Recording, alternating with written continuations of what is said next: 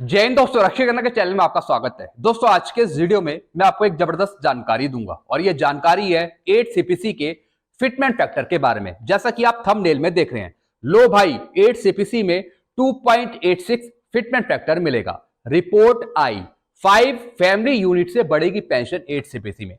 दोस्तों जब 8 सीपीसी के टर्म ऑफ रेफरेंस भेजे गए थे शिव गोपाल मिश्रा जी के द्वारा, जो जेसीएम के सेक्रेटरी हैं, तो टर्म ऑफ रेफरेंस में लिखा गया था कि फैमिली यूनिट को बढ़ाया जाए 8 सीपीसी के लिए। अब दोस्तों फैमिली यूनिट का मतलब क्या है? क्यों शिव गोपाल मिश्रा जी कह रहे हैं कि फैमिली यूनिट को बढ़ाया जाए? यानी जो फैमिली यूनिट 3 है उसको बढ़ाकर 3.5 या फिर 5 किया जाए। आगे मैं आपको समझाऊंगा कि फैमिली यूनिट का मतलब क्या है और इसका असर फिटमेंट फैक्टर पे कैसे पड़ेगा, कैसे आपकी पेंशन बढ़ेगी और 2.86 फिटमेंट फैक्टर की जो डिमांड करी जा रही है क्या वो पॉसिबल है 8 सीपीसी में? इसकी भी जानकारी मैं आपको आगे दूंगा। फिर मैं आपको बताऊंगा 7 सीपीसी की रिपोर्ट।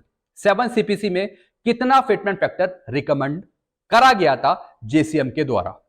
पहले भी दोस्तों जेसीएम के द्वारा फिटमेंट फैक्टर को रिकमेंड किया गया था, लेकिन भारत सरकार ने कुछ और फिटमेंट फैक्टर दिया। इसकी भी जानकारी मैं आपको आगे समझाऊंगा।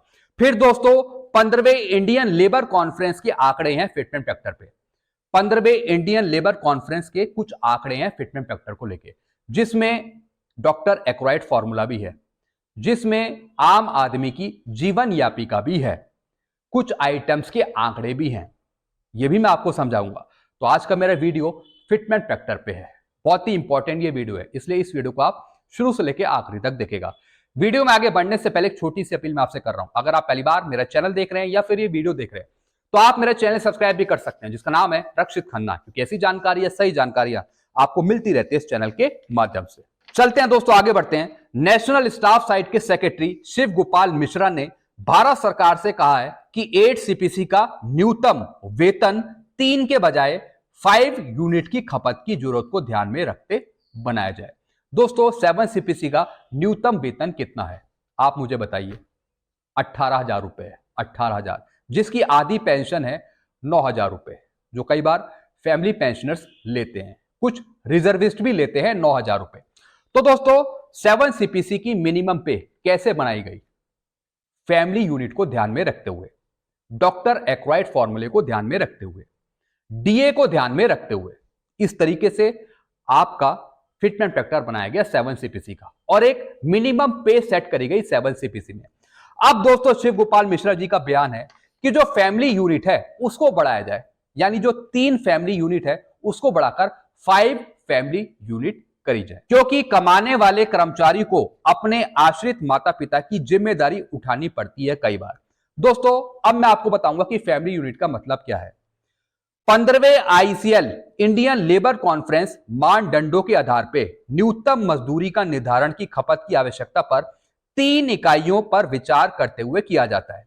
इसकी 3 यूनिट है। जी हाँ दोस्तों इंडियन लेबर कॉन्फ्रेंस होती है, इंडियन लेबर कॉन्फ्रेंस, जिसमें सारे मजदूर होते हैं, सारे आम आदमी होते हैं। तो उनकी क्या जरूरत है, उनकी क्या जरूरतें हैं, किस प्रकार से उनकी जरूरतों को पूरा करा जाए, तो दोस्तों ये सारी चीजें रखी जाती हैं इस कॉन्फ्रेंस में, इस मीटिंग में, और वो भारत सरकार तक पहुंचाई जाती है कि कैसे इन मजदूरों की आम जरूरतें पूरी होंगी, किस तरीके से एक ऐसा पे कमीशन दिया जाए जिससे आम आदमी की जीवन यापिका पूरी हो जाए। इसमें से लेबर भी हैं, बहुत सारे लेबर हैं, मजदूर हैं। तो दोस्तों डॉक्टर एक्राइड फॉर्मूला इसी पर काम करता है कि कैसे आम आदमी की जीवन यापिका को पूरा किया जाए। अब दोस्तों फैमिली यूनिट है क्या, एक्चुअल में इसका मतलब है क्या?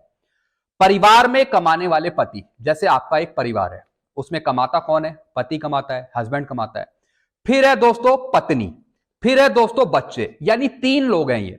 एक तो हो गया परिवार में कमाने वाला पति, फिर पत्नी, उसकी वाइफ, और फिर बच्चे, यानी 3 यूनिट को दोस्तों इसमें रखा गया है। अब इसी को बढ़ाने की मांग करी है शिव गोपाल मिश्रा जी ने कि 8 सीपीसी में फैमिली यूनिट को 5 किया जाए, यानी आजकल की महंगाई को देखते हुए कई बार दोस्तों कुछ ज्यादा खर्चे भी हो जाते हैं। अब जैसे दोस्तों पति कमाता है, अब हो सकता है कि उसके बच्चे 2 हों, या फिर जो माता पिता हैं वो बच्चों पर डिपेंड हो, तो यानी जो परिवार है वो कई बार बड़ा होता है, उनकी जरूरतें बड़ी होती है, तो इस वजह से जो फैमिली यूनिट है उसको 5 किया जाए। अब दोस्तों अगर फैमिली यूनिट बढ़ेगी, अगर भारत सरकार फैमिली यूनिट के हिसाब से आपको फिटमेंट फैक्टर दे तो ये फिटमेंट फैक्टर 2.86 हो पाएगा। यही डिमांड करी है शिव गोपाल मिश्रा जी ने कि 2.86 फिटमेंट फैक्टर दिया जाए 8 सीपीसी में, फैमिली यूनिट को ध्यान में रखते हुए। अगर दोस्तों फैमिली यूनिट आपकी बढ़ती है तो ऑटोमेटिकली आपकी पेंशन भी बढ़ेगी, फैमिली पेंशन भी बढ़ेगी। जी हां दोस्तों, जैसा मैंने आपको भी थोड़ी देर पहले बताया। तो दोस्तों आपने फैमिली यूनिट के बारे में समझ लिया। अब आगे का लिखा है 18 जून 2015 की कर्नाटक सीओसी की रिपोर्ट है, जिसमें साफ साफ बताया गया है कि 7 सीपीसी की मिनिमम पे 26,000 सरकार को लागू करनी थी, लेकिन सरकार ने 18,000 लागू करी, यानी 7,000 का 2.57 मिलना था दोस्तों आपको 26,000 रुपए 7 सीपीसी में एक मिनिमम पे, लेकिन सरकार ने आपको 2.57 फिटमेंट फैक्टर दिया और उसके आधार पे आपकी मिनिमम पे बन गई 18,000 रुपए। यानी सरकार ने जो रिकमेंड किया वो बहुत कम रिकमेंड किया। मांग हम कर रहे थे, यानी आंकड़ों के आधार पे जो एक जीवन यापी के आधार पे जो आंकड़े निकल के आए वो आ रहे थे दोस्तों 26,000।